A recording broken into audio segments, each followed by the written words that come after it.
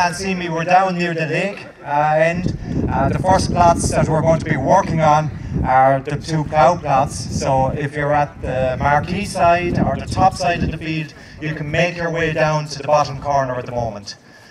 So I'm here standing on a van, looking very alone. So if you want to come over at this side, the viewing area is directly in front of me here at the van. This is where you'll see the machines working up and down. We have 19 different plots here, and we're going to run them off in sequence. We'll be starting here just in a couple of minutes. We have 19 different demonstration plots. Can I introduce my 2 co-conspirators, bosses or whatever. On my right is Andy Doyle, crops editor and well interested in tillage and crop establishment. And we also have James Maloney. Can I say James, ex-Farmers Journal at this stage? Oh yeah. Enterprise Ireland, has moved on to Enterprise Ireland. Can I just draw your attention before we start to 2 things at this side of the field. This whole day is about this whole section here is really about crop establishment. So on our left-hand side here, you'll see a little bit of our research work on crop establishment, which I'd like you to come back to later. We have 4 crop establishment systems, plots established with them up at the top of the field. We have controlled traffic farming demonstration in the middle, and we have some soil work at the end. It has number 8 bodies, which you can see Dermot here is making a pretty wide cut for the larger tyres. Yeah, I think it's important in your modern plough bodies, it's not so much the width that they plough, but that the width that they leave with the last forward to accommodate wider tyres. Because we're looking for tractors like this with 5-forward ploughs. They need to have 7-10mm wide tyres on them. Otherwise, you're talking about tyres at very, very high pressures carry the sort of axle loads that you have with a fully mounted 5-forward plough. You've done a lot of work, Dermot, in the time on tyre pressures and weight moving from the back of the tractor. What pressures should these lads be ideally running and a plough on the tyres? Yeah. What as a general rule of thumb, you'd like to see big enough tyres that are able to carry the kind of 7 and 8 ton axle loads at 15 psi. That's 1 bar pressure or less. Now you can't just do that with any tyre. You damage the tyre if it's not big enough to take that. But what you need to do is pick the tyre size and the tyre technology, because some of them are more flexible than others and can run on lower pressures. So that's certainly an opportunity. James, I suppose we better let these lads start working. I think so. You can see the Gregory Besson only has 1 single disc to the back. It's protected by a hydraulic accumulator, and the front furrow is offset as well by a side adjustment panel. The wheel uses a pendulum type system where it swings back into position. And if you want to get a look at the plough bodies and the leg angle there behind. So Andy, what do you think? We'll give it a critical eye here at the plough match here now. Is that suitable? It's very difficult for anybody with a big plough to make plough match standards, but it's a decent job of ploughing relative to most of what we see nowadays. I think the idea of big ploughs moving at speed, throwing piles of trash across the top, it negates so much of the benefit that's associated with the cost of ploughing.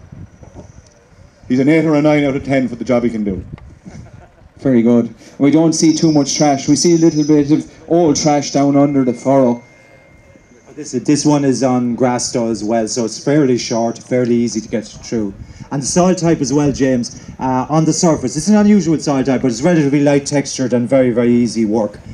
So it should cover us, even if it rains today, we'll be able to work on it. Very good. He was doing very aggressive skimming as he was going along, and that's why he has a clean job left behind him. We're moving on to the next plough now, which is the Cavernaland I plough, as Dermot alluded to earlier. It's bringing technology down to ploughing. This is a 6-odd plough coming with number 28 Cavernaland bodies. I guess the most unique feature about this is we won't see it on the far side, but there's a unit all contained in the black box there, if you like, an airplane, and that is sending the data between the tractors. So it's a classic example of the tractor and the implement working together, where the information is coming from the satellite down to steer the plough. What's your theory on this, Dermot? Is it going to be a game changer? Well, it's hard to say. I think a lot of people were very sceptical when they heard the word "I stuck to plough." What can you do in it? But like there are practical benefits here, James. You've worked this plough, but in terms of if you go the full hog, in terms of it will straighten furrows for you. It will effectively work on a mat system, and it will adjust the ploughing width of the plough on the move to straighten a furrow. So, you know, we really have to test that. You have to put me ploughing, because if anyone's straightening after me, it's certainly good. But that's one benefit. But there's more than that. Even things like all the settings of the plough. You know, if you feel there's something wrong with the plough, you can actually set that from the module in the cab. You don't have to get on to change it. You know, the normal check stops here that, you know, make sure it turns over to the right direction. You can tweak those actually from the tractor seat. We had this plough on test with the Farmers Journal, and that was a really good selling point about it. That you had a reference in the cab, so you pressed it out and you knew what width straight away. It was displayed to you in centimetres. The plough angle at the back leg was displayed as well, and all the adjustments was done in the move. So there was no 27 spanner needed or no lump hammer. It was taking away kind of the physicality or the machine settings. The other thing that we really liked about it was there's central adjustment on the skimmers. So I don't know if you can see it, but you'll see it if you come in later on. There's a turnbuckle system here, which the skimmers both adjust on the top and the bottom, so you have them at the same setting. So it takes a lot of time out of setting the plough as well.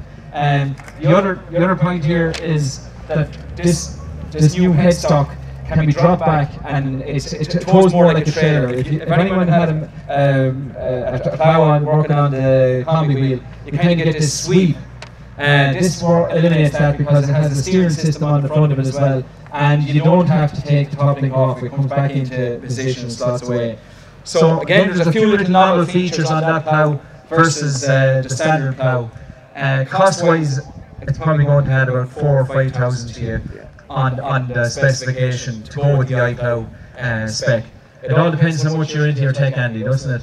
Well, James, does this mean that we won't see any more bends on the end of the straight run, which are fairly common in fields around the country? Jeez, I don't know if it'll solve that. I think the theory is it won't make a good ploughman bad, or it won't make a bad ploughman good. When it's doing the changes to try and straighten the lines, because I presume the principle is a straight line is the easiest line to pull and the most efficient. Does it change all body widths at the same time? It does, yeah. It changes it, but the theory is, Andy, that it's not going to put massive movement in the plough body. It might be only 2 or 3 centimetres, because you don't want a plough that's going to move in and out, because it's going to wear all the components in the bodies as well. So the changes and can actually be set by the operator, which is John Colgan for today. He can set the perimeters of how much the plough can move in and out, from 10 to 50 centimetres across all bodies. Okay, I suppose we better let it go. Yeah. People talk about the intensity of different systems, and it's often assumed that a plough is hugely intensive and that min-till systems are not. In reality, there's often not as big a difference as people often think. We're going to go on here to just look at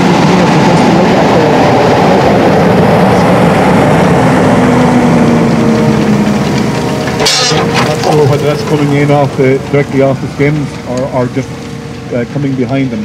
But you know, it is the challenge with so many modern big machines. You can see bits of straw sticking up here and there. But he's shifting a lot of stuff there. It's a bit wide working with. Yeah, it's a wide working. He's doing a lot of work. Plenty of horsepower too. Well, yeah.